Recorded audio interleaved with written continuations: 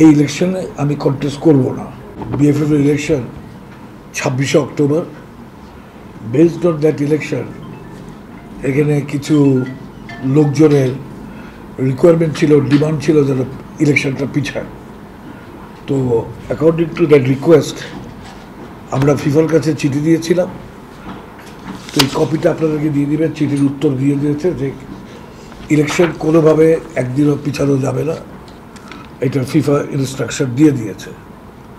So এই চিঠিটা আপনাদেরকে কপি দিয়ে দিবে, so you can find out যে ফিফার মাইন্ডটা। আর আমি আপনাদের সাথে যেটা বসছি আমার পার্সোনাল ব্যাপারে, আমি 4 টার্ম আপনাদের সাথে ছিলাম। I consider myself two be very lucky যে এই সুযোগ আমার জীবনে আসছে। তো এখন যে কামিং ইলেকশন আসতেছে 26শে অক্টোবরে, এই ইলেকশনে আমি কন্টেস্ট করব না। So that's my final decision. তো এইটা আপনাদেরকে জানাবার জন্য আসছি। আর আপনাদের সবাইকে আমি ধন্যবাদ জানাই যে আমার সাথে এই 16 বছর কাজ করার জন্য।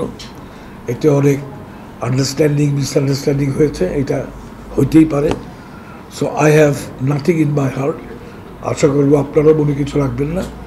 So thank you very much for your support and your let's hope যে বাংলাদেশ ফুটবল ফেডারেশনের যারা আরও উন্নতি হয়, বাংলাদেশ ফুটবল ফেডারেশন যেন এই ফিউচারে খুব ভালোভাবে থাকে এবং ফুটবল যেন ভালোভাবে থাকে।